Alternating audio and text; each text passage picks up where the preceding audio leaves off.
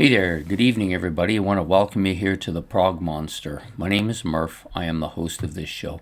This is a show dedicated to progressive rock and other forms of rock music.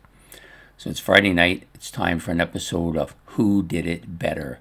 This is a series of shows where Ben, subscriber of mine, picks a song and gives me two versions of it, and then I listen to the two versions and pick the one I like best.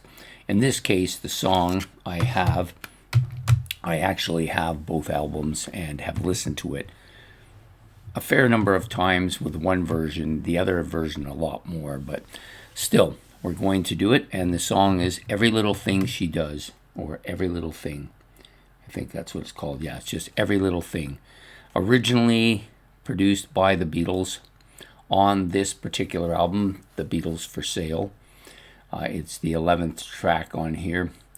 I like the vocal harmonies on this particular version of it. I think it's clean, clear cut, and definitely has that pop feel to it. I like this version a lot. I think this version also is much more simplified. There's not a lot of instrumentation in it. It's just basically them singing the song. Pretty solid song though.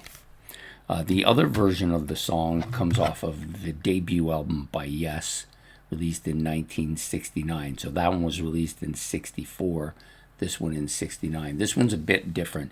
It's longer. I'm just going to get my glasses on here. By a couple of minutes. I think the one with the Beatles is about 3 minutes total.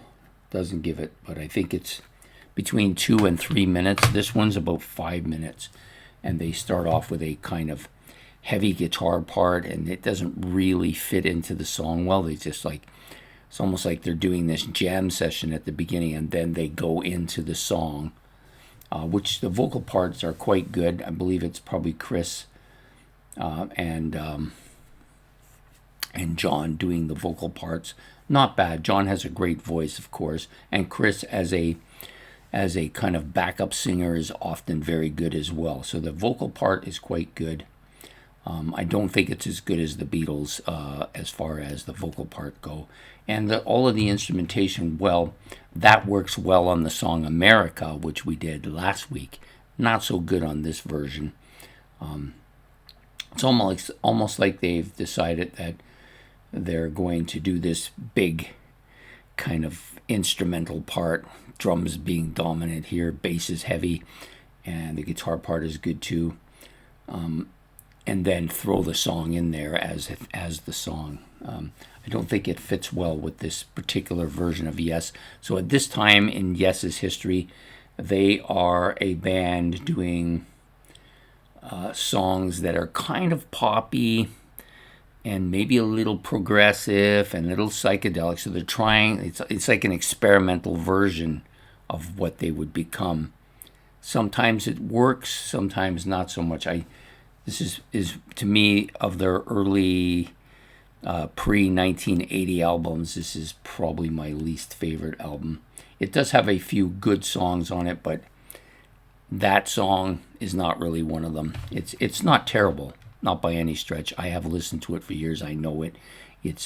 But I just think this version, which I got last year, is just a better version all around.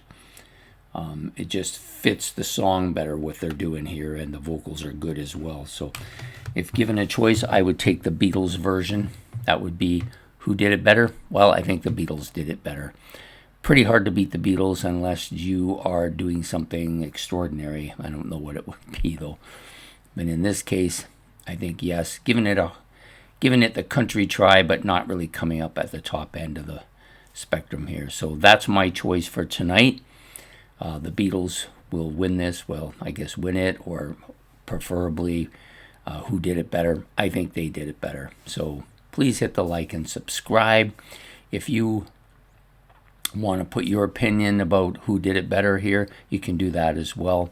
We will be back next Friday night with another version of Who Did It Better. Take care, have yourself a good evening, and goodbye.